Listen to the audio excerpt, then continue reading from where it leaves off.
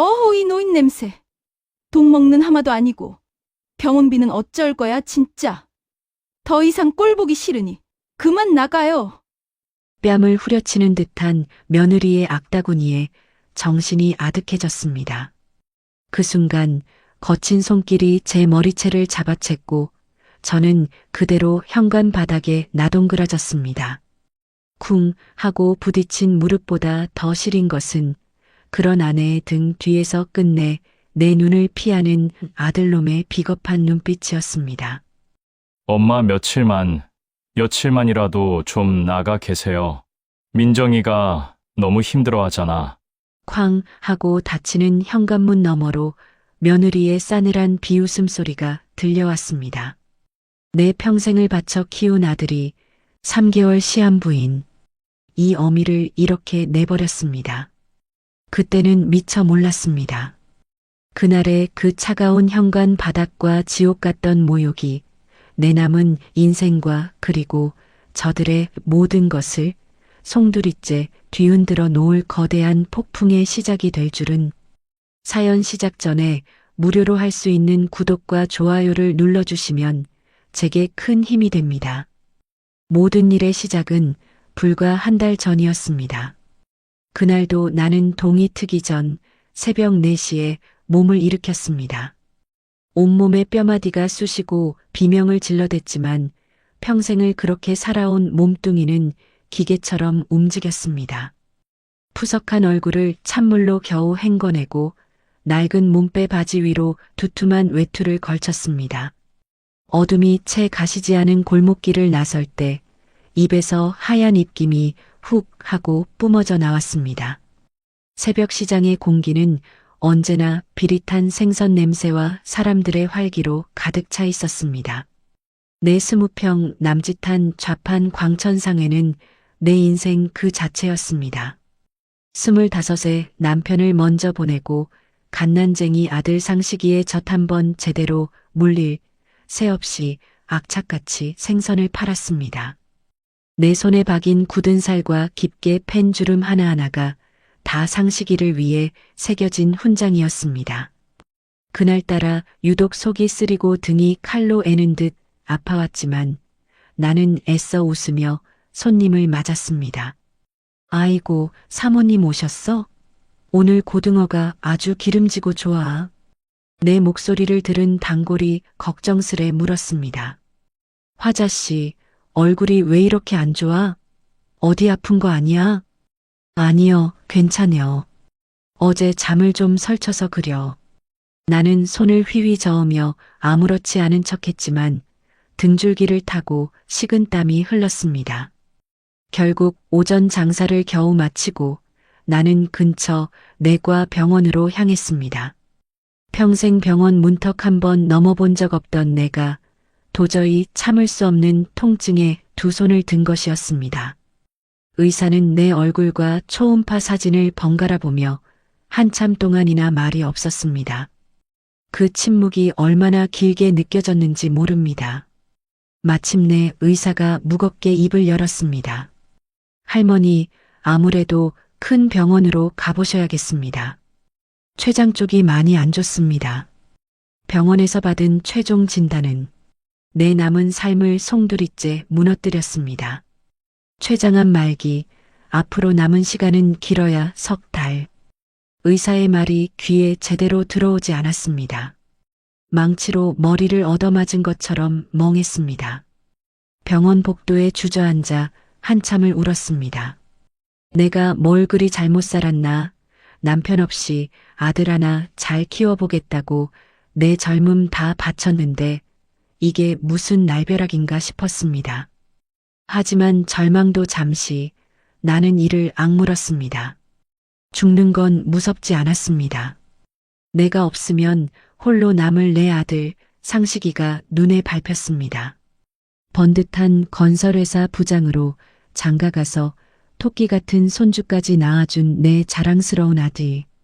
그 아들 얼굴 한 번 더 보고 따뜻한 밥 한 끼 더 해먹이고 가는 게 내 마지막 소원이었습니다. 떨리는 손으로 아들에게 전화를 걸었습니다. 상시간 하다. 엄마. 웬일이야 이 시간에? 아들의 목소리는 언제나처럼 바쁘고 조금은 귀찮음이 묻어 있었습니다. 나는 목구멍까지 차오르는 울음을 꾹꾹 눌러 삼키며 말했습니다. 아들 엄마가 몸이 좀 많이 안 좋다. 의사가 오래 못 살 것 같다고 하네. 수화기 너머로 잠시 침묵이 흘렀습니다. 이윽고 들려온 아들의 목소리는 당황한 기색이 역력했습니다. 뭐, 그게 무슨 소리야 갑자기. 어디가 얼마나 안 좋은데? 나는 차마 암이라는 말은 꺼내지 못하고 그냥 기력이 많이 쇠했다고만 둘러댔습니다. 그리고 내 마지막 소원을 조심스럽게 꺼냈습니다. 아들 염치 없지만 엄마가 너희 집에 들어가서 며칠만이라도 좀 지내면 안 될까? 그냥 우리 아들 얼굴 보면서 그렇게 가고 싶어서 그런다. 그 주 주말 나는 평생 내 분신과도 같았던 시장 가게를 헐값에 정리하고 작은 보따리 하나만 든 채 아들의 집으로 향했습니다.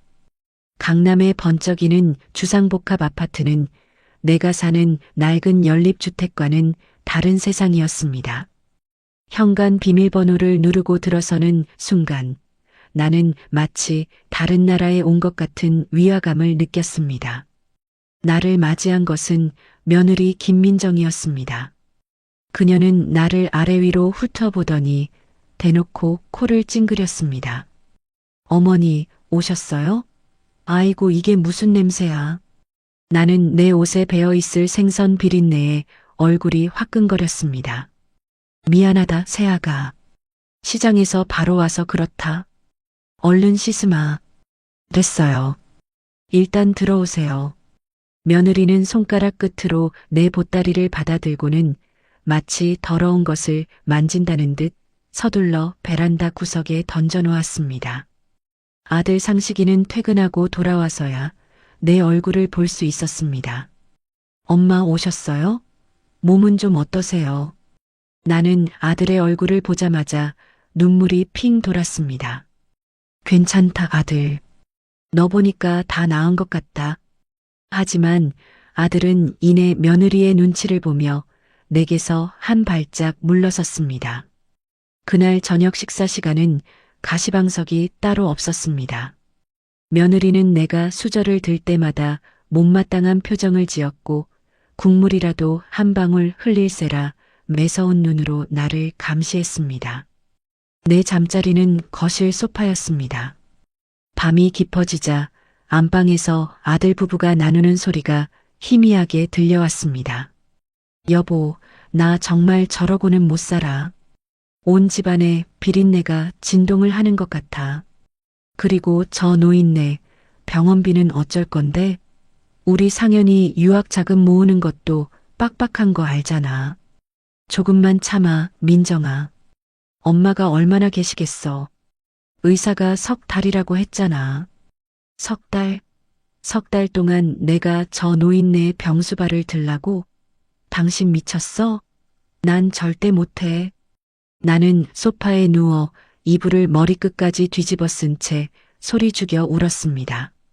내 아들이, 내 유일한 희망이었던 아들이 내 죽을 날만 손꼽아 기다리고 있었습니다. 심장이 갈기갈기 찢기는 것 같았습니다. 그날 이후 며느리의 구박은 노골적으로 변했습니다.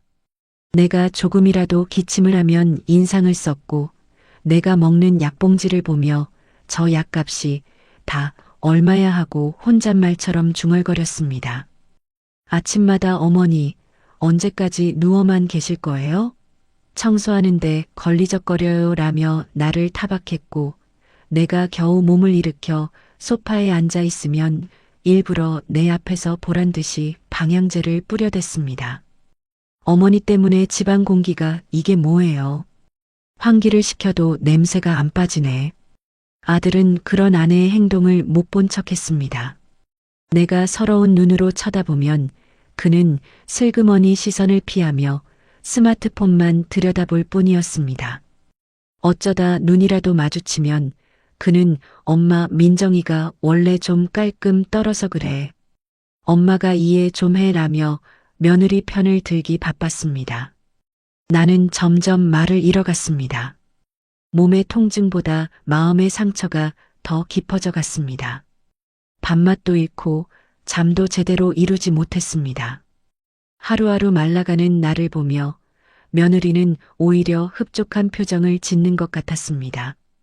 그리고 운명의 그날이 왔습니다. 며느리가 아끼는 외동아들, 내 손주 상현이의 생일 파티가 열리는 날이었습니다. 며느리는 아침부터 분주하게 움직이며 내게 쏘아붙였습니다. 오늘 상현이 친구 엄마들 와요.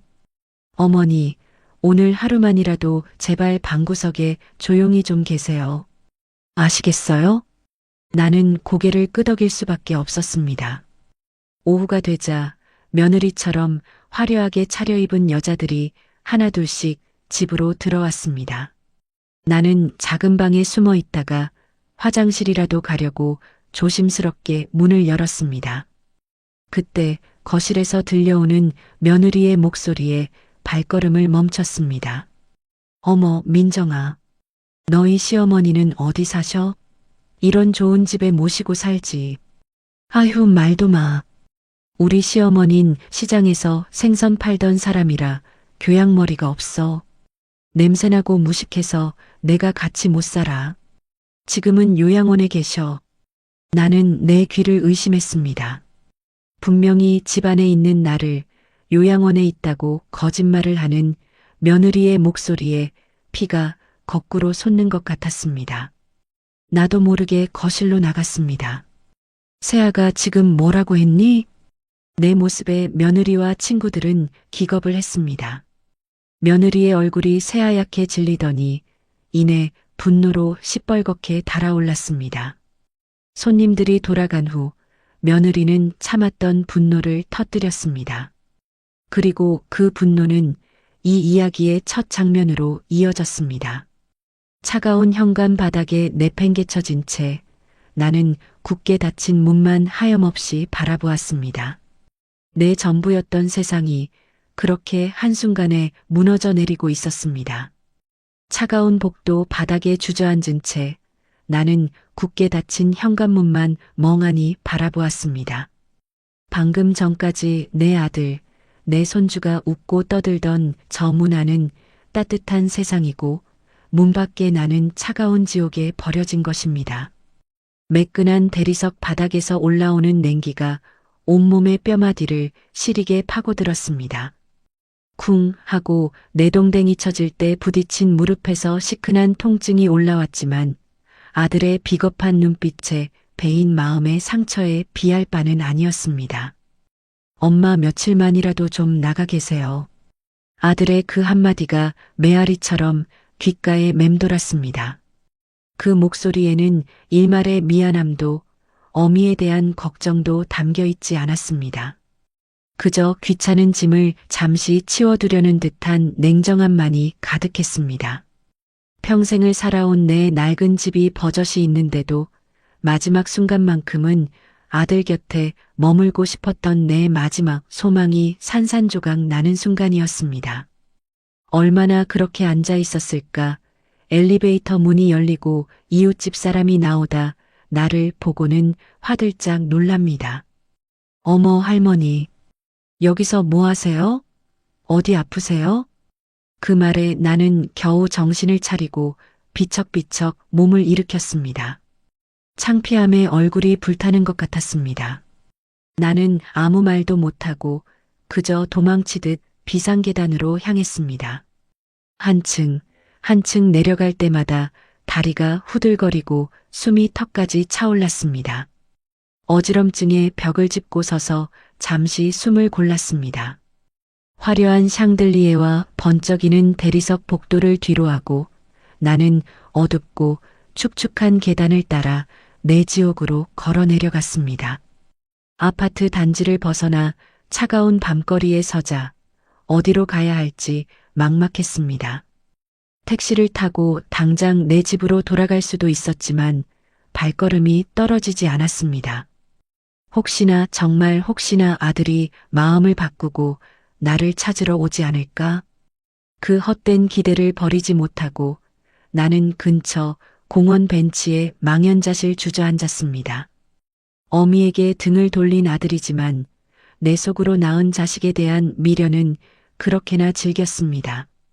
찬바람이 외투 속으로 파고들자 잊고 있던 통증이 다시 온몸을 찔러왔습니다. 암세포가 내 등과 배를 사정없이 갉아먹는 듯 했습니다.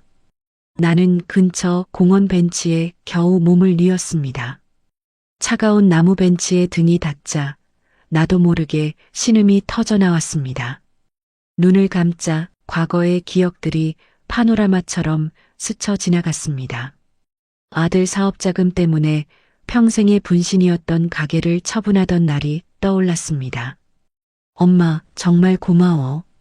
이 돈으로 사업 잘해서 10배, 100배로 갚을게. 아들은 내 손을 붙잡고 눈물까지 글썽였습니다. 나는 그런 아들의 모습에 내 노후를 전부 내어주는 것이 조금도 아깝지 않았습니다. 그저 내 아들이 잘 된다면 그걸로 족하다고 생각했습니다. 그 돈이 며느리의 사치와 아들의 허영을 채우는 데 쓰일 줄은 꿈에도 몰랐던 것입니다. 그렇게 한참을 과거와 현재를 오가며 신음하고 있을 때였습니다. 주머니 속에서 진동이 울렸습니다. 아들이었습니다. 역시 내 아들이야. 후회하고 나를 찾으러 온 거야. 나는 떨리는 손으로 전화를 받았습니다. 상식아. 엄마, 어디야 지금? 엄마 공원에 있다. 너무 아파서. 알았어. 그리로 갈게. 기다려. 10분쯤 지났을까 아들의 차가 헤드라이트를 번쩍이며 공원 앞으로 다가왔습니다. 나는 비틀거리며 차로 다가갔습니다. 하지만 조수석에서 내린 것은 며느리였습니다. 그녀는 경멸 가득한 눈으로 나를 쳐다보며 흰 봉투 하나를 내밀었습니다. 이게 뭐냐? 병원 가시라고요. 이걸로 안 되면 앞으로는 알아서 하세요. 우리도 더는 못 도와주니까. 봉투 안에는 돈 100만 원이 들어 있었습니다. 내 아들은 차에서 내리지도 않은 채 창문 너머로 나를 쳐다보고만 있었습니다.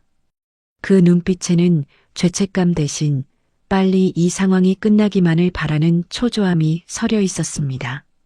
며느리가 다시 입을 열었습니다.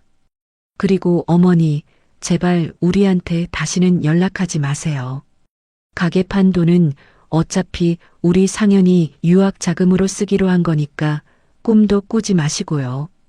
그 말은 비수처럼 내 심장에 박혔습니다. 아들은 끝까지 아무 말도 하지 않았습니다. 그저 묵묵히 며느리가 나를 모욕하는 것을 지켜볼 뿐이었습니다. 차가 매정하게 사라지고 나는 100만 원이 든 봉투를 손에 쥔 채 그 자리에 망부석처럼 서 있었습니다. 이것이 내 70평생 헌신의 대가였습니다. 아들의 성공을 위해 내어준 내 전 재산에 대한 보답이 고작 돈 100만 원이었습니다.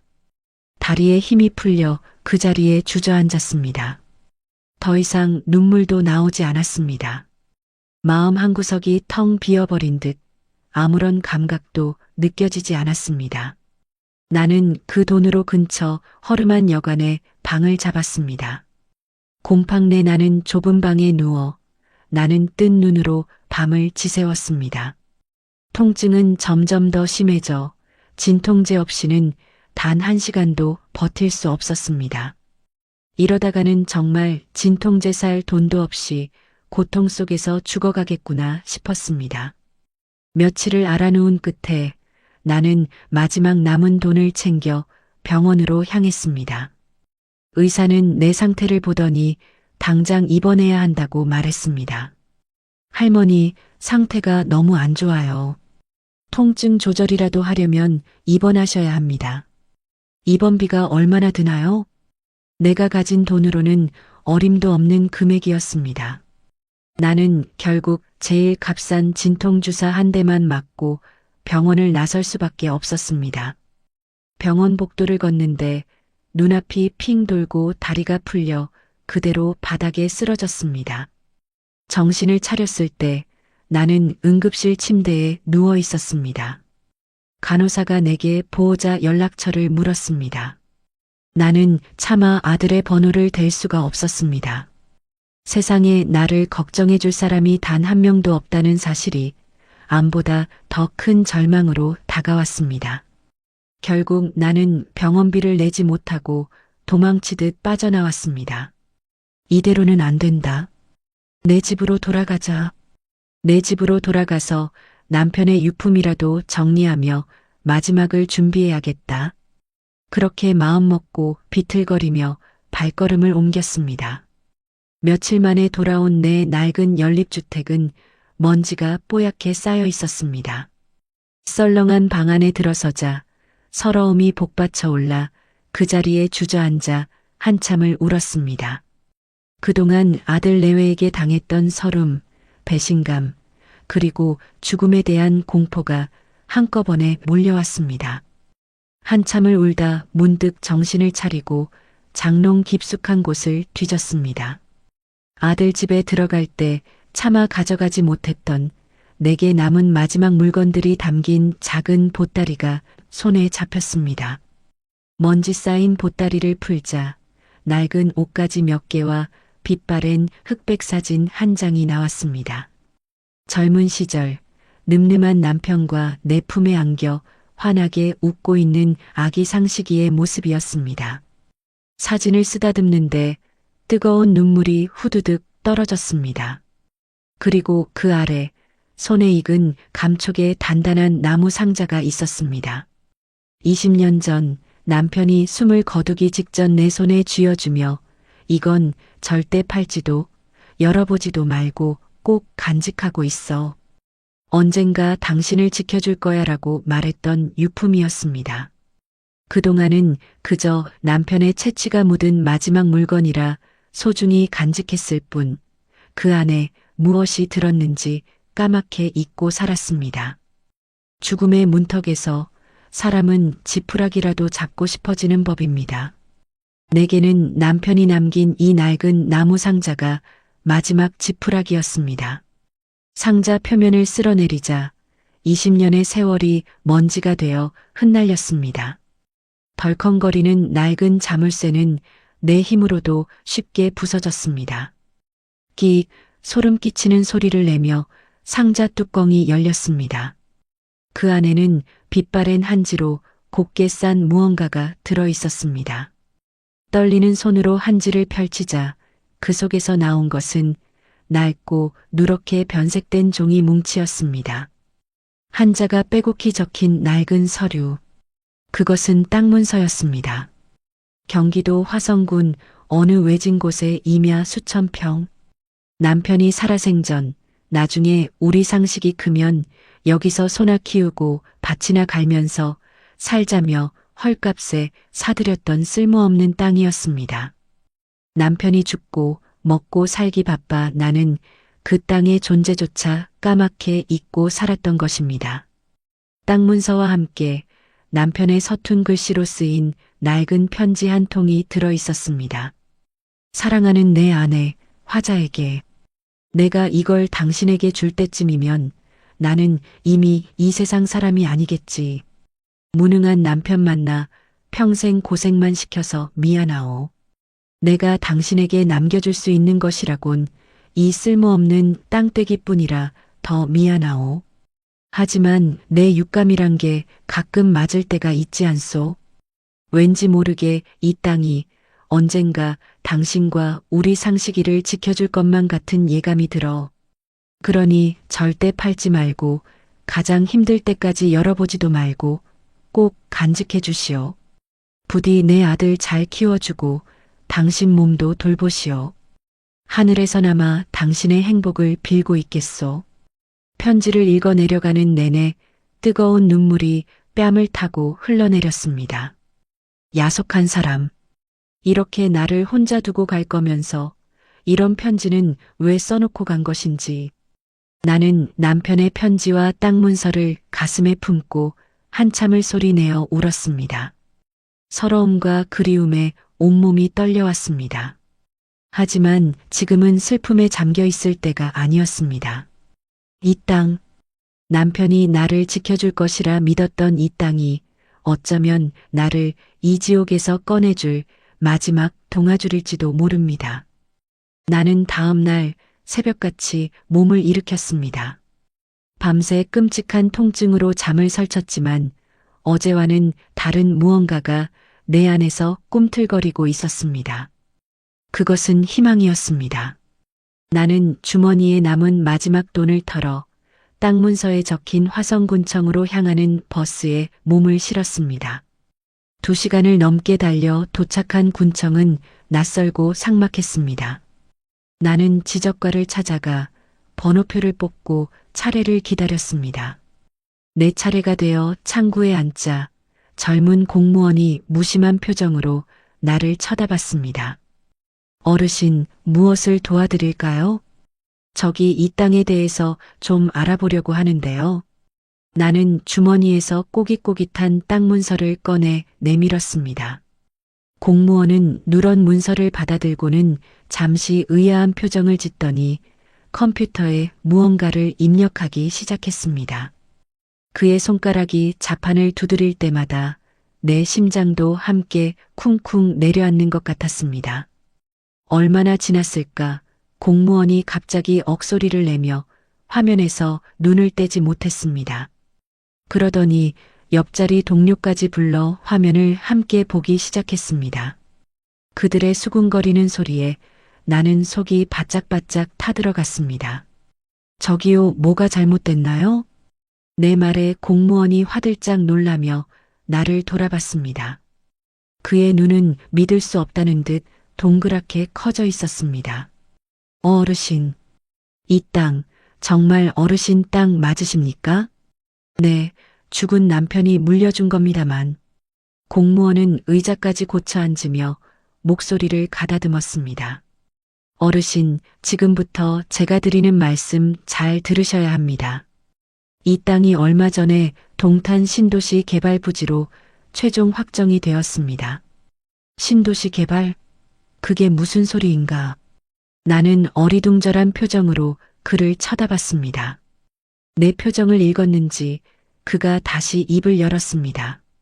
그러니까 나라에서 어르신 땅을 사들이기로 했다는 겁니다. 보상금이 책정이 되었는데 그는 잠시 말을 멈추고는 침을 꿀꺽 삼켰습니다. 그리고는 거의 속삭이듯 내게 말했습니다. 보상금이 3천억 원입니다. 3천억. 그 숫자를 듣는 순간 나는 내 귀를 의심했습니다. 세상에 3천억이라니. 시장에서 고등어 한 손에 몇천 원 더 받으려고 목이 쉬어라 외치던 내게 3천억은 상상조차 할 수 없는 다른 세상의 이야기였습니다. 나는 너무 놀라 입도 뻥긋하지 못하고 그저 공무원의 얼굴만 멍하니 바라보았습니다. 저 정말입니까? 잘못 보신 거 아니고요? 아닙니다, 어르신. 여기 서류를 보십시오. 보상금 지급 절차 안내문도 곧 등기로 발송될 겁니다.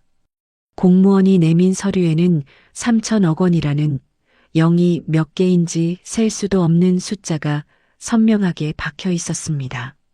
나는 그 숫자를 보고 또 보았습니다. 꿈이 아니었습니다. 현실이었습니다. 나는 군청을 어떻게 빠져나왔는지 기억나지 않습니다. 정신을 차렸을 때 나는 다시 공원 벤치에 앉아 있었습니다. 손에는 보상금 내역이 적힌 서류가 들려 있었습니다. 나는 서류를 내려다보다가 문득 하늘을 올려다보았습니다. 여보 보고 있어? 당신이 날 살렸어. 나도 모르게 터져나온 울음은 서러움이 아닌 기쁨과 경이로움의 눈물이었습니다. 한참을 그렇게 울고 웃기를 반복하다가 문득 정신이 번쩍 들었습니다. 3천억. 이제 내게는 돈이 있었습니다. 이 돈만 있으면 지긋지긋한 암도 고칠 수 있을지 모릅니다. 최고급 병원에서 최고의 의사에게 치료를 받을 수 있었습니다. 나는 당장 서울로 가는 버스에 올라탔습니다. 그리고는 국내 최고의 암센터라는 대형 병원으로 향했습니다. 진료를 기다리는 내내 나는 상상했습니다.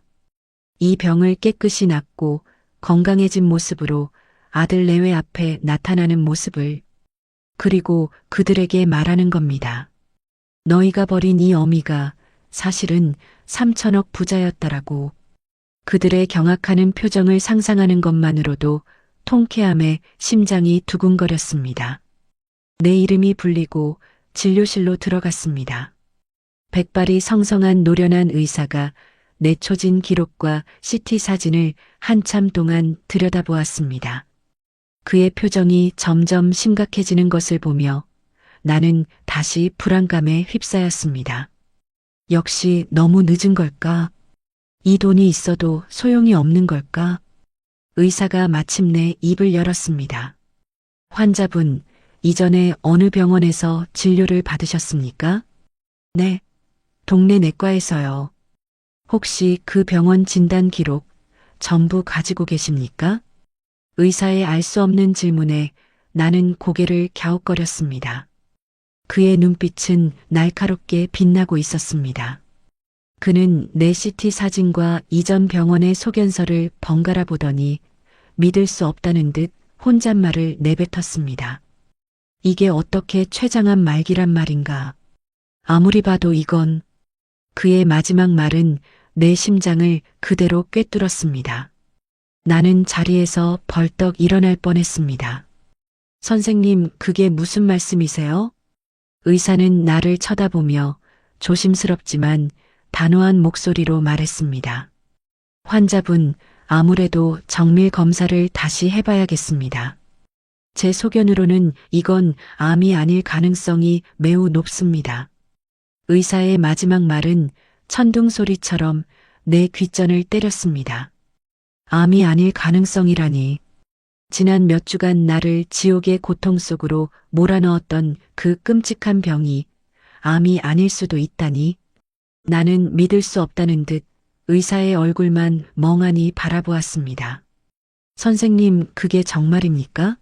하지만 동네 병원에서는 분명히 석 달밖에 못 산다고.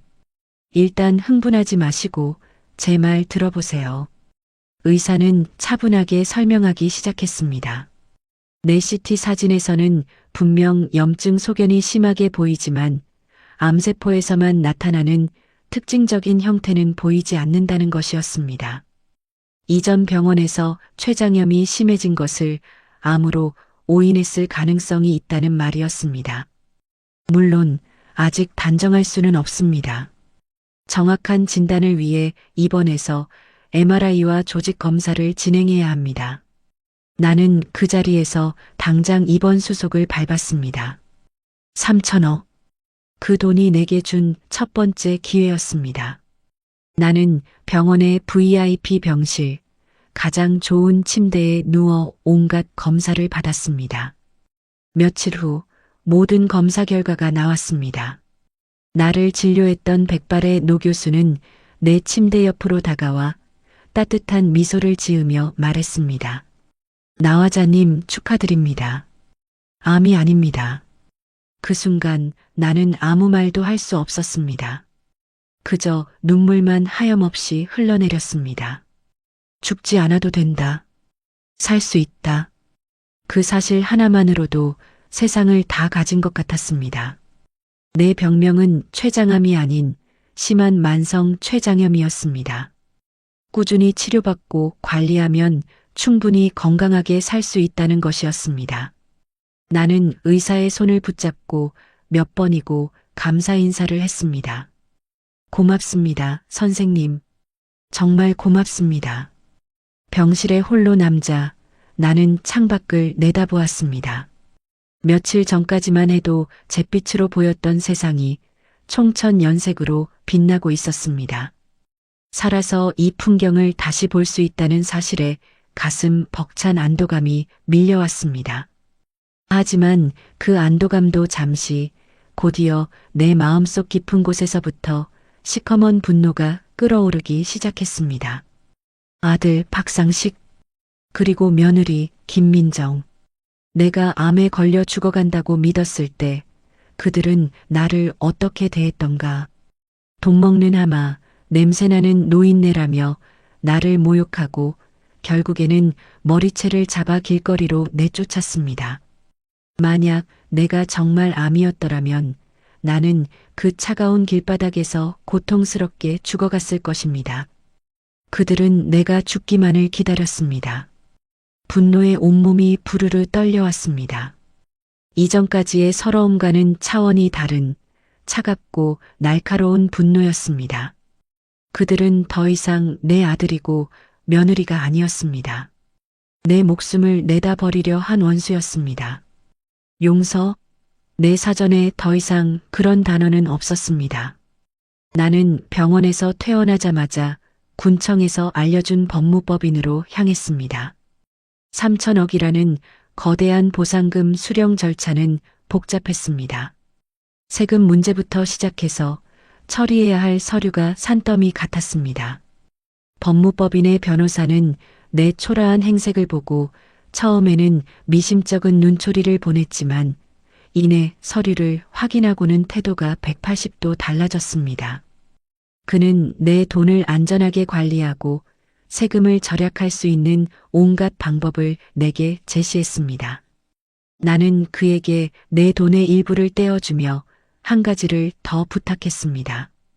국내에서 가장 유능하고 가장 냉철한 변호사를 소개해 주십시오. 돈은 얼마가 들어도 상관없습니다. 며칠 후 나는 서울의 중심가 가장 높은 빌딩의 최상층에 위치한 로펌 정인의 대표실에 앉아 있었습니다. 내 앞에는 한치의 흐트러짐도 없는 말끔한 정장 차림의 젊은 남자가 앉아 있었습니다.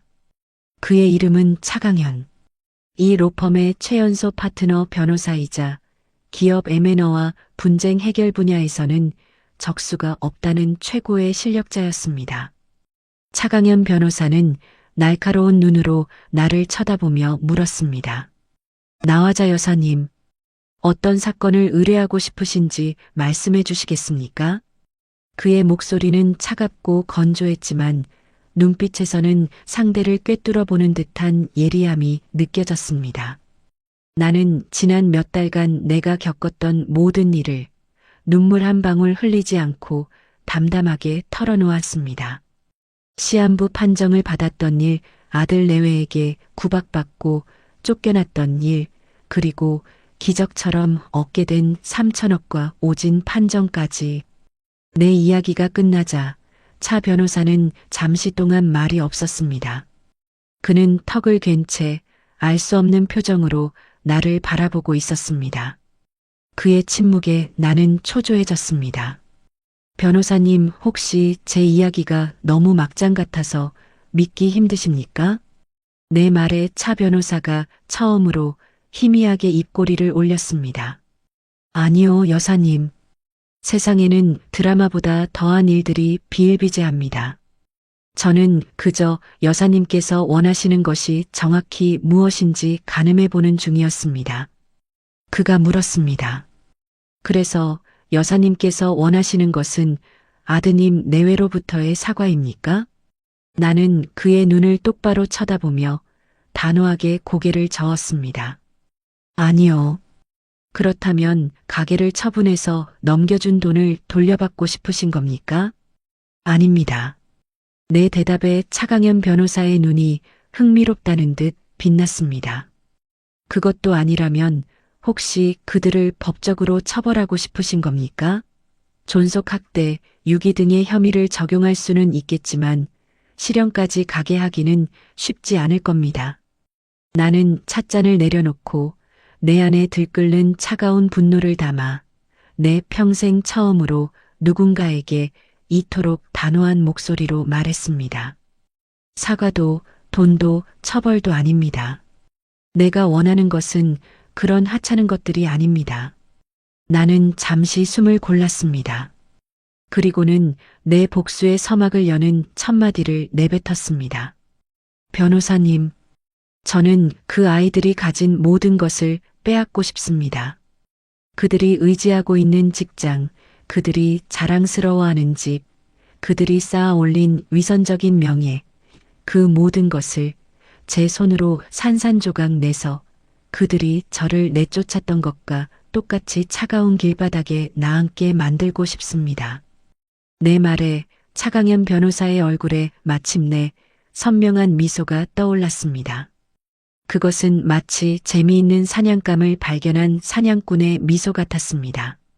알겠습니다, 여사님. 여사님께서 원하시는 것이 무엇인지 정확히 이해했습니다. 완벽한 파멸이로군요. 나는 눈물 대신 차가운 결의에 찬 목소리로 그에게 나의 마지막 말을 전했습니다. 네, 맞습니다. 변호사님, 그러니 도와주십시오. 그놈들에게 지옥을 보여주세요. 파멸에도 순서가 있는 법입니다, 여사님. 가장 달콤한 꿈을 꾸게 한 뒤에 가장 높은 곳에서 떨어뜨려야 가장 고통스러운 법이지요. 차강현 변호사의 목소리는 얼음장처럼 차가웠지만 이상하게도 내 속을 시원하게 만들어 주었습니다. 내 앞에 앉은 이 젊은 변호사는 내 안에 들끓는 분노를 완벽하게 이해하고 있었습니다. 그는 단순한 법률 대리인이 아니었습니다. 내 복수를 완성시켜줄 최고의 지휘자였습니다. 그날 이후 나는 완전히 다른 사람이 되기로 결심했습니다. 차 변호사는 내게 최고의 스타일리스트와 에티켓 강사를 붙여주었습니다. 평생 생선 비린내만 묻히고 살았던 내 거친 손은 부드러운 관리를 받았고 시장 좌판을 지키느라 햇볕에 검게 탄 내 얼굴에는 값비싼 화장품이 발렸습니다. 낡은 몸빼 바지 대신 내 몸에 꼭 맞는 고급스러운 원피스를 입고 허리가 아파 구부정했던 내 자세는 꼿꼿하게 펴졌습니다. 거울 속에 비친 내 모습은 더 이상 시장의 생선 장수 나화자가 아니었습니다. 수천억 원의 자산을 움직이는 기품 있는 사모님의 모습이었습니다. 하지만 내 겉모습이 변하는 것만으로는 부족했습니다. 차 변호사는 내게 복수의 대상에 대해 냉정하게 공부해야 한다고 말했습니다. 적을 완벽하게 파멸시키려면 적을 가장 잘 알아야 합니다. 우리의 첫 번째 목표는 내 아들 박상식이었습니다. 차 변호사가 조사한 자료에 따르면 박상식은 대영건설이라는 중견 건설사의 부장이었습니다. 그는 회사에서 실력보다는 아부와 처세술로 자리를 지키고 있었고 더 큰 성공에 대한 야망과 허영심으로 가득 차 있었습니다. 박상식 부장은 현재 회사의 경영권 분쟁에 깊이 관여하고 있습니다. 창업주인 회장과 그의 아들인 사장 사이의 갈등이 심각한 상황인데 박 부장은 사장 라인에 붙어서 M&A를 통해 한몸 챙기려는 속셈을 가지고 있습니다. 차 변호사는 대형 건설의 지분 구조가 복잡하게 얽혀 있어 외부 세력이 약간의 지분만 확보해도 회사 전체를 뒤흔들 수 있는 구조라고 설명했습니다. 그리고 그의 입에서 내 복수의 첫 번째 계획이 흘러나왔습니다. 여사님께서 이 회사의 주인이 되시는 겁니다.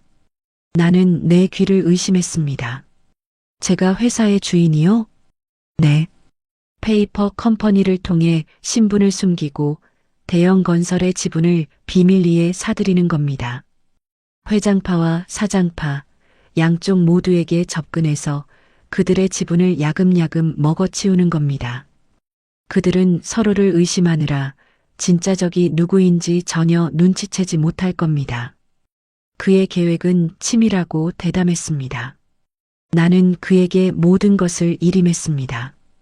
며칠 후 나는 차 변호사가 마련해준 강남의 최고급 시니어 타운에 입주했습니다. 철저한 보안과 최고의 시설을 갖춘 곳이었습니다. 나는 그곳에서 해외에서 온 미스터리한 자산가 행세를 하며 차 변호사를 대리인으로 내세워 복수의 첫 발을 내디뎠습니다. 차 변호사는 오션 캐피탈이라는 유령 투자회사를 내세워 주식시장에 흩어져 있는 대형 건설의 지분을 조용히 매입하기 시작했습니다. 물밑에서의 작업은 순조롭게 진행되었습니다. 아무도 오션 캐피탈의 실체가 며칠 전까지 길바닥을 헤매던 70 노인이라는 사실을 상상조차 하지 못했습니다. 그 무렵 나는 아들 내외의 소식이 궁금해졌습니다. 차 변호사에게 부탁해 그들의 일상을 몰래 촬영한 영상을 받아보았습니다. 영상 속에서 내 며느리 김민정은 여전히 친구들과 어울려 명품 쇼핑을 즐기고 있었습니다. 그녀는 친구들에게 나에 대해 이렇게 말하고 있었습니다. 우리 시어머니, 그 늙은이, 쫓아냈지. 어디 가서 죽었는지 살았는지 알게 뭐야. 아주 속이 다 시원해. 그 말을 들으며 나는 더 이상 분노조차 느끼지 못했습니다. 그저 저 가엾은 것들을 어떻게 가장 고통스럽게 무너뜨릴 수 있을까 하는 차가운 생각만이 머릿속을 맴돌았습니다. 아들 박상식의 모습도 보였습니다. 그는 회사 동료들과의 술자리에서 허세를 부리고 있었습니다. 요즘 우리 회사에 큰 손이 들어온 거 알아? 오션 캐피탈이라고 아주 작정하고 지분을 쓸어 담고 있더라고. 다들 회사가 넘어가는 거 아니냐고 불안해하는데 나는 이게 기회라고 봐. 그는 술에 취해 붉어진 얼굴로 떠들어댔습니다. 우리 사장님 라인만 잘 타면 이번 M&O 때 제대로 한 자리 챙길 수 있다고. 그때 되면 강북에 있는 이 빌어먹을 아파트도 팔고 타워 팰리스로 이사 가는 거야. 아무것도 모른 채 제 손으로 제 무덤을 파고 있는 아들의 모습을 보니 헛웃음이 나왔습니다. 저 어리석은 것. 자신이 꿈꾸는 인생 역전의 길을 자신이 내쫓은 늙은 어미가 쥐고 있다는 사실을 까맣게 모르는 저 모습이 한심하고 가여웠습니다. 지분 매입은 순조롭게 진행되었습니다. 한 달 만에 우리는 대형 건설의 지분 15%를 확보하는 데 성공했습니다. 이제 회사의 2대 주주로 올라서며 본격적으로 경영권 분쟁에 개입할 수 있는 힘을 갖게 되었습니다. 회사 내부는 창업주인 회장과 아들인 사장, 그리고 정체불명의 투자자인 우리 세 세력 간의 팽팽한 긴장감이 감돌기 시작했습니다.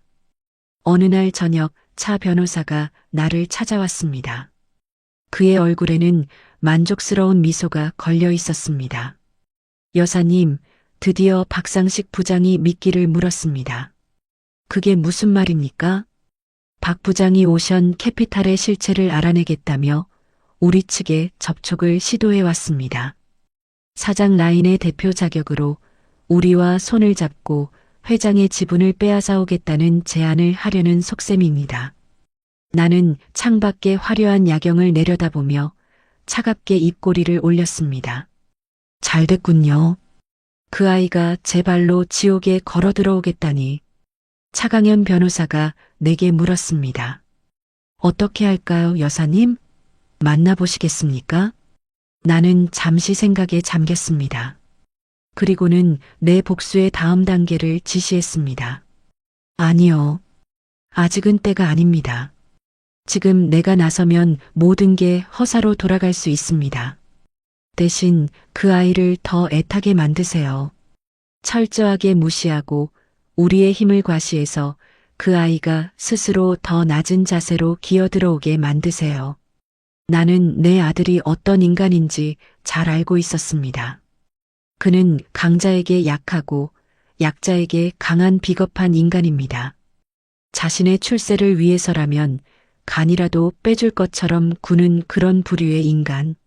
나는 그가 내 발 아래에 무릎을 꿇고 애원하게 만들 작정이었습니다. 차 변호사는 내 지시에 만족한 듯 고개를 끄덕였습니다. 알겠습니다, 여사님. 그렇게 진행하겠습니다. 아마 박 부장은 곧 자신의 어리석음을 깨닫게 될 겁니다. 물론 그때는 이미 너무 늦었겠지만요. 나는 와인 잔을 들어 올렸습니다.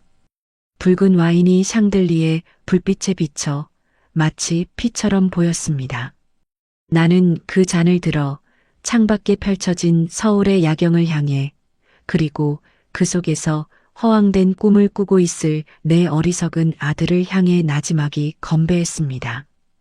너의 지옥을 위하여. 내 복수의 첫 번째 칼날은 나를 가장 잔인하게 모욕했던 며느리 김민정을 향해야만 했습니다. 아들 박상식을 무너뜨리는 것은 메인 요리입니다. 그 전에 입맛을 돋울 전체 요리가 필요했습니다. 나를 냄새나는 노인네, 돈 먹는 하마라 부르며 머리채를 잡아 흔들었던 그 괘씸한 계집의 자존심부터 짓밟아 놓아야 직성이 풀릴 것 같았습니다. 차강현 변호사가 가져온 서류에는 며느리의 모든 것이 담겨 있었습니다. 그녀는 메종드 민이라는 이름의 작은 수입 명품 편집샵을 청담동에서 운영하고 있었습니다. 그녀의 허영심과 사치의 결정체와도 같은 공간이었습니다. 가게는 늘 적자에 허덕였지만 청담동 사장님이라는 타이틀을 유지하기 위해 아들이 회사에서 횡령한 돈과 내가 아들에게 넘겨준 돈을 야금야금 빼돌려 가게 유지비로 쓰고 있었습니다. 김민정 씨의 가장 큰 자부심이자 가장 큰 약점입니다. 이 가게만 무너지면 그녀의 자존심도 함께 무너져 내릴 겁니다. 차 변호사의 말에 나는 만족스러운 미소를 지었습니다. 그 가게가 입점한 건물이 누구 소유입니까? 현재는 은퇴한 의사 소유의 5층짜리 꼬마 빌딩입니다. 마침 최근에 매물로 내놓았더군요. 내 눈이 빛나는 것을 본 차 변호사가 빙긋 웃으며 말했습니다. 여사님께서 그 건물의 주인이 되시는 겁니다. 좋습니다. 당장 사들이세요. 시세보다 돈을 더 줘도 좋으니 최대한 빨리 처리해 주십시오. 일주일 후 나는 청담동 한복판에 위치한 5층짜리 상가 건물의 주인이 되었습니다. 물론 내 이름이 아닌 차 변호사가 설립한 또 다른 유령 회사의 이름으로 말입니다.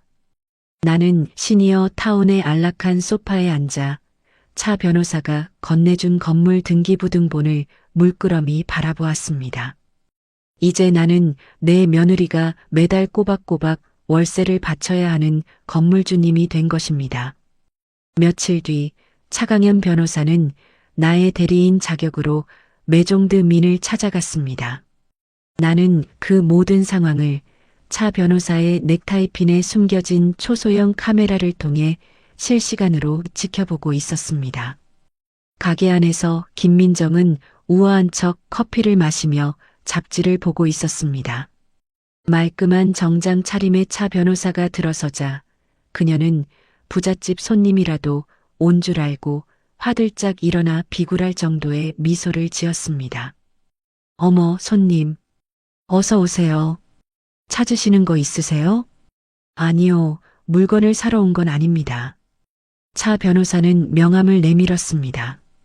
저는 이 건물의 새로운 소유주 측 법률 대리인 차강현 변호사라고 합니다. 건물주가 바뀌었다는 말에 김민정의 얼굴이 순간 굳어졌습니다. 네, 건물주가 바뀌셨다고요? 네. 오늘부터 이 건물의 모든 권리는 저희 의뢰인께 양도되었습니다. 김민정 사장님께 몇 가지 통보해 드릴 사항이 있어 직접 찾아왔습니다. 차 변호사는 준비해 온 서류 봉투를 테이블 위에 올려놓았습니다. 첫째, 다음 달부터 임대료를 현 시세에 맞춰 기존의 5배로 인상할 예정입니다. 네, 5배요? 그게 무슨 말도 안 되는 소리예요. 김민정이 경악하며 소리쳤습니다. 청담동의 살인적인 월세를 5배나 올린다는 것은 사실상 가게를 비우라는 말과 다름없었습니다. 차 변호사는 눈 하나 깜짝하지 않고 말을 이었습니다. 법적으로 아무 문제 없습니다. 주변 시세와 비교했을 때 지난 5년간 동결되었던 사장님의 임대료가 비정상적으로 저렴했을 뿐입니다. 그리고 둘째, 그는 가게 내부를 손가락으로 가리켰습니다. 임대차 계약서에 따르면 내부 구조를 변경할 시에는 건물주의 허가를 받게 되어 있습니다. 그런데 허가 없이 가벽을 설치하고 천장 구조물을 임의로 변경하셨더군요. 계약 위반입니다. 일주일 내로 모든 것을 입점 당시의 상태로 원상복구하십시오. 원상복구요? 이 인테리어 비용이 얼만 줄 아세요? 절대 못해요. 그럼 계약 파기 사유가 됩니다. 즉시 가게를 비우셔야 하고 그에 따른 위약금까지 물게 되실 겁니다. 선택은 사장님께서 하시는 겁니다. 김민정의 얼굴은 하얗게 질리다 못해 퍼렇게 변해가고 있었습니다. 그녀가 애지중지하던 청담동 사장님의 허울이 벗겨지고 시장통 아줌마처럼 악을 쓰기 시작했습니다. 당신들 대체 누구야? 어느 안전이라고 와서 행패야? 새로운 건물주 나오라 그래. 내가 직접 단판을 짓겠어. 차 변호사는 그런 그녀를 한심하다는 듯 쳐다보며 마지막 결정타를 날렸습니다. 저희 의뢰인께서는 신분이 노출되는 것을 극도로 꺼리시는 분입니다. 앞으로 모든 소통은 저를 통해서만 하셔야 할 겁니다. 그리고 한 가지 더, 그는 김민정의 귀에 대고 그녀만 들을 수 있을 정도로 나지막이 속삭였습니다.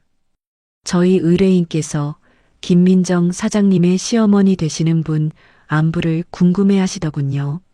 시장에서 고생만 하시다 쫓겨나셨다던데 요즘은 어디서 지내시는지 아십니까? 시어머니라는 말에 김민정의 눈이 경악으로 물들었습니다. 그녀는 마치 귀신이라도 본 사람처럼 온몸을 부들부들 떨었습니다. 그걸 당신이 어떻게... 세상에 비밀은 없는 법입니다, 사장님. 그럼 일주일 뒤에 다시 찾아뵙겠습니다. 차 변호사는 가볍게 고개를 까딱하고는 얼어붙은 김민정을 뒤로 한 채 유유히 가게를 빠져나왔습니다.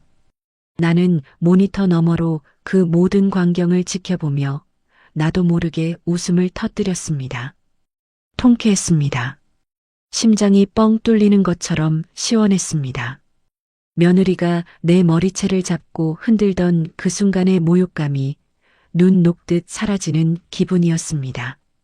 김민정은 한동안 넋이 나간 사람처럼 가게에 주저앉아 있었습니다. 그러더니 이내 허둥지둥 휴대폰을 꺼내 어딘가로 전화를 걸었습니다. 당연히 내 아들 박상식이었습니다. 여보 나야. 지금 큰일 났어. 당장 이리 좀 와봐. 그녀는 울며불며 남편에게 상황을 설명했습니다. 건물주가 바뀌었는데 월세를 5배나 올리고 당장 가게를 원상복구하라고 했다는 것이었습니다. 1시간쯤 지났을까 박상식이 헐레벌떡 가게로 뛰어들어왔습니다. 민정아, 괜찮아? 이게 어떻게 된 일이야? 나도 몰라. 어떤 미친 변호사 놈이 와서 갑자기 흐엉, 여보, 나 어떡해. 우리 가게 망하는 거야? 김민정은 아들의 품에 안겨 서럽게 울었습니다. 내가 그 집에서 쫓겨나던 날, 나를 비웃던 그 싸늘한 모습은 온데간데 없었습니다. 아들은 며느리를 다독이며 말했습니다. 걱정 마. 내가 어떻게든 해결해 볼게. 아니, 어떤 놈들이 감히 우리한테. 그때 박상식의 휴대폰이 울렸습니다. 회사에서 온 전화였습니다. 네, 부장님. 네, 주주총회 소집 공고가 떴다고요? 긴급 안건으로요? 그는 전화를 받으며 얼굴이 점점 심각해졌습니다. 회사에서는 정체불명의 투자자인 오션 캐피탈의 요구로 임시 주주총회가 소집되었다는 소식이었습니다. 아내의 가게 문제와 회사의 경영권 문제가 동시에 터지자 박상식은 완전히 혼란에 빠진 듯 보였습니다. 나는 CCTV 화면 속에서 발을 동동 구르며 어쩔 줄 몰라 하는 아들과 며느리의 모습을 와인잔을 기울이며 감상했습니다. 마치 잘 짜인 연극을 보는 관객처럼 저 어리석은 것들, 자신들을 옥죄는 2개의 밧줄이 사실은 하나의 손에 쥐어져 있다는 사실을 까맣게 모르고 있었습니다. 나는 화면을 향해 나지막이 속삭였습니다. 민정아, 그건 시작일 뿐이란다. 진짜 지옥은 이제 내 남편 차례거든. 이제 곧 막이 오릅니다, 여사님. 주인공이 등장할 시간입니다. 대형 건설의 임시 주주총회가 열리는 날 아침, 차강현 변호사가 내게 전화를 걸어왔습니다. 그의 목소리에는 승리를 확신하는 자의 여유가 넘쳤습니다. 나는 창밖으로 분주하게 움직이는 사람들을 내려다보며 20년 만에 처음으로 설레는 긴장감을 느꼈습니다. 오늘은 내 아들 박상식의 인생에서 가장 빛나는 날이 될 것입니다. 그리고 동시에 가장 처참하게 추락하는 날이 될 것이기 때문입니다. 주주총회장은 팽팽한 긴장감으로 가득했습니다.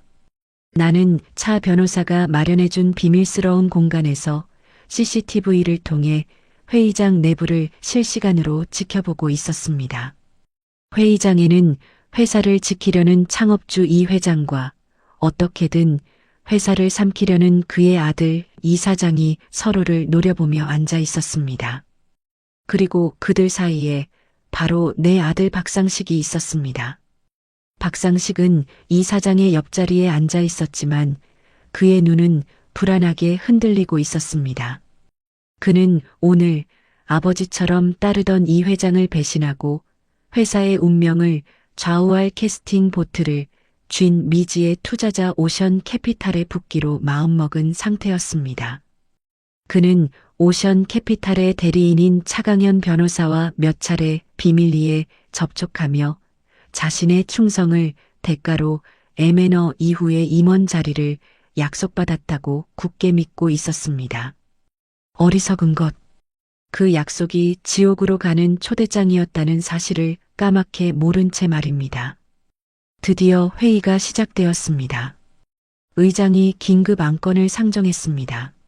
안건 제1호 오션 캐피탈 측에서 발의한 대표이사 해임 및 신규 이사 선임의 건을 상정합니다. 그 순간 회의장은 술렁이기 시작했습니다. 이 사장은 승리를 예감한 듯 회심의 미소를 지었고 이 회장은 착잡한 표정으로 눈을 감았습니다. 모든 시선이 오션 캐피탈의 대리인 차강현 변호사에게 쏠렸습니다. 차 변호사는 자리에서 일어나 여유로운 목소리로 말했습니다. 본 안건에 대해 설명하기에 앞서 저희 오션 캐피탈의 실소유주이자 오늘부로 대형 건설의 최대 주주가 되신 분을 이 자리에 직접 모셨습니다. 그의 말에 회의장은 물을 끼얹은 듯 조용해졌습니다. 모두가 숨을 죽이고 회의장 뒷문이 열리기만을 기다렸습니다. 내 아들 박상식 역시 어떤 거물이 나타날까 하는 기대감에 부풀어 눈을 반짝이고 있었습니다. 드디어 문이 열렸습니다. 나는 차강현 변호사의 에스코트를 받으며 천천히 회의장 안으로 걸어 들어갔습니다. 내가 평생 입어본 적 없는 고급스러운 샤넬 투피스와 수억 원을 호가하는 다이아몬드 목걸이가 조명 아래 눈부시게 빛났습니다. 또각또각 내 구두 소리가 정적을 깨고 회의장에 울려 퍼졌습니다. 모든 사람들의 시선이 내게로 향했습니다. 그들은 갑자기 나타난 기품 있는 노부인이 누구인지 어리둥절한 표정으로 쳐다보았습니다. 하지만 단 한 사람, 내 아들 박상식만은 자리에서 벌떡 일어났습니다. 그의 얼굴은 믿을 수 없다는 경악과 충격으로 하얗게 질려 있었습니다. 그의 입술이 파르르 떨리며 거의 들리지 않는 목소리로 내 이름을 불렀습니다. 엄마. 나는 내 아들을 지나쳐 의장석을 향해 걸어갔습니다. 그리고는 마이크를 잡고 회의장에 모인 모든 사람들을 향해 내 존재를 공식적으로 선언했습니다. 처음 뵙겠습니다. 제가 바로 오션 캐피탈의 주인이며 오늘부터 여러분이 다니는 이 대형 건설의 새로운 주인이 된 나화자라고 합니다. 회의장은 그야말로 아수라장이 되었습니다. 사람들은 웅성거렸고 기자들은 미친 듯이 카메라 셔터를 눌러댔습니다. 시장에서 생선이나 팔던 늙은이가 하루아침에 중견 건설사의 주인이 되어 나타났으니 그럴 만도 했습니다. 나는 그 모든 혼란을 즐기며 내 아들을 향해 시선을 돌렸습니다. 그는 여전히 넋이 나간 사람처럼 그 자리에 못 박힌 채 서 있었습니다. 나는 차갑게 웃으며 마이크에 대고 말했습니다. 아, 저기 내 아들도 와 있군요. 박상식 부장, 오랜만이지? 내가 머리채를 잡아 내쫓았던 내 늙은 어미가 이렇게 다시 돌아왔단다. 내 말에 회의장의 모든 시선이 박상식에게로 향했습니다. 그는 수치심과 당혹감에 얼굴이 시뻘게 달아올라 아무 말도 하지 못하고 고개만 푹 숙였습니다. 나는 그런 그를 잠시 감상하다가 다시 본론으로 돌아왔습니다. 자, 그럼 본 안건에 대해 말씀드리겠습니다. 저는 이 자리에서 대형건설의 이세준 사장의 해임을 요구합니다. 내 말에 박상식의 편에 섰던 이 사장의 얼굴이 굳어졌습니다. 그는 당황하며 소리쳤습니다. 무슨 소리요? 우리 함께 하기로 한 거 아니었소? 나는 그를 비웃으며 말했습니다. 함께? 나는 당신 같은 사람과 함께할 생각, 눈곱만큼도 없습니다. 그리고 나는 다시 박상식을 향해 시선을 돌렸습니다. 나는 이 자리에서 박상식 부장의 해임 또한 요구하는 바입니다. 박상식이 고개를 번쩍 들었습니다. 그의 눈은 배신감으로 이글거렸습니다. 어머니, 어떻게 저한테 이러실 수 있어요? 제가 어머니 아들이잖아요. 그의 절규에 나는 마이크를 통해 회의장 전체에 울려 퍼지도록 차갑고 명확하게 대답했습니다. 아들이라고? 시한부 판정받은 어미를 독먹는 하마 취급하며 머리채를 잡아 길바닥으로 내쫓은 놈이 내 아들이라고? 나는 준비해온 서류 뭉치를 단상 위로 던졌습니다. 여기 박상식 부장이 지난 3년간 회사 돈을 횡령하고 하청업체로부터 뒷돈을 받은 증거가 모두 들어 있습니다. 심지어 내가 가게를 팔아 마련해준 사업자금마저 빼돌려 제 아내의 사치품을 사는데 썼더군요. 차강현 변호사가 내 말을 이어받았습니다. 증거는 차고 넘칩니다. 우리는 오늘 주주총회가 끝나는 대로 박상식 부장을 특정 경제범죄 가중처벌 등에 관한 법률 위반, 즉 업무상 횡령 및 배임 혐의로 검찰에 고발할 예정입니다. 박상식의 얼굴에서 핏기가 완전히 가셨습니다. 그는 다리에 힘이 풀린 듯 의자에 주저앉았습니다. 그의 옆에서 상황을 지켜보던 이 사장 역시 자신의 편이라 믿었던 박상식의 비리가 폭로되자 망연자실한 표정을 지었습니다. 나는 마지막으로 투표를 제안했습니다. 자, 그럼 주주 여러분께 묻겠습니다. 이세준 사장과 회사 돈을 훔쳐 재배를 불린 박상식 부장의 해임안에 대해 표결을 시작하겠습니다. 결과는 볼 것도 없었습니다. 회사의 창업주인 이 회장 측 지분과 최대 주주인 나의 지분이 합쳐지자 해임안은 압도적인 표 차이로 가결되었습니다. 땅, 땅, 땅. 의사봉이 3번 내리쳐지는 순간 내 아들 박상식의 모든 것이 끝났습니다. 그가 평생을 바쳐 쌓아 올렸다고 믿었던 모든 것이 한순간에 먼지처럼 사라져버린 것입니다. 그는 멍한 표정으로 아무 말도 하지 못하고 그저 나를 바라볼 뿐이었습니다. 나는 단상에서 내려와 그의 앞으로 다가갔습니다. 그리고는 그의 귓가에 세상에서 가장 차가운 목소리로 속삭였습니다. 상식아, 넌 이제 내 아들이 아니다. 내 말을 끝으로 나는 경악과 절망에 빠진 그를 뒤로하고 수많은 카메라 플래시를 받으며 유유히 회의장을 빠져나왔습니다. 아직 내 복수는 끝나지 않았습니다.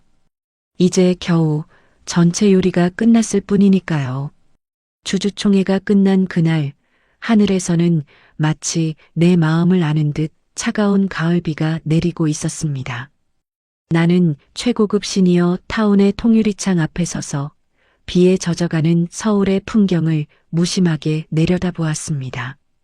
유리창에 비친 내 모습은 더 이상 초라한 늙은이가 아니었지만 내 마음속은 텅 빈 것처럼 고요했습니다. 복수의 하이라이트가 끝났지만 내 마음속에서 통쾌함과 함께 스멀스멀 피어오르는 것은 알 수 없는 허무함이었습니다. 그날 이후 내 아들과 며느리의 세상은 속절없이 무너져 내리기 시작했습니다. 아들 박상식은 주주총회 직후 업무상 횡령 및 배임 혐의로 검찰에 긴급 체포되었습니다. 차강현 변호사가 수년간 모아온 증거는 너무나도 명백하고 차고 넘쳤습니다. 그는 내가 가게를 팔아 넘겨준 돈까지 끌어다 쓴 사실이 드러나면서 괘씸죄까지 더해져 구속을 피할 수 없게 되었습니다.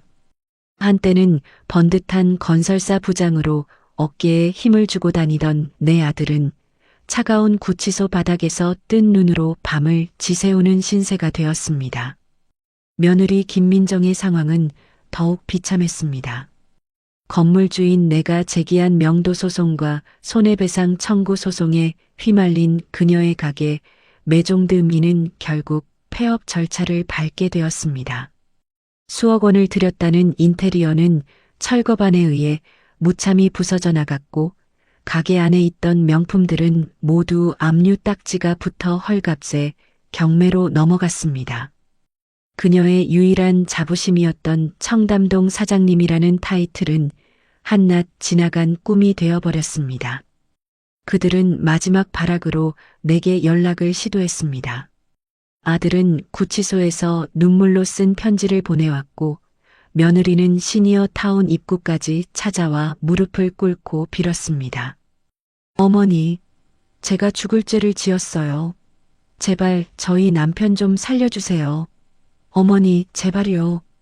나는 CCTV 화면을 통해 비에 젖은 채 아스팔트 바닥에 엎드려 오열하는 며느리의 모습을 무표정하게 바라보았습니다.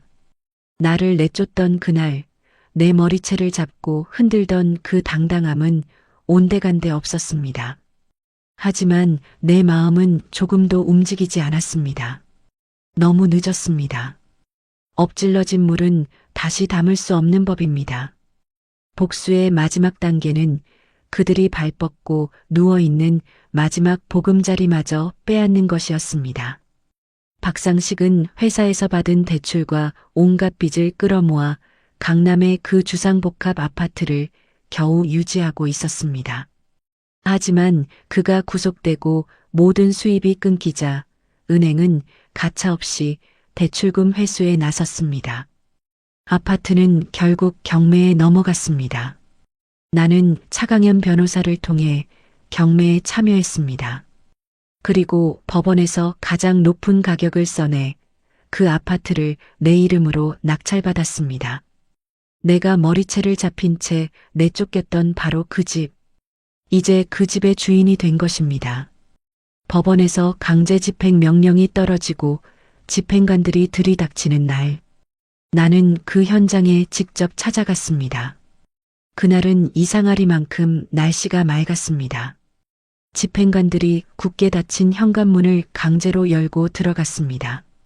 안에서는 며느리의 처절한 비명과 함께 온갖 살림살이가 길바닥으로 쏟아져 나왔습니다. 그녀가 아끼던 명품 가방, 화려한 옷까지 고급 가구들이 마치 쓰레기처럼 아파트 복도에 나뒹굴었습니다.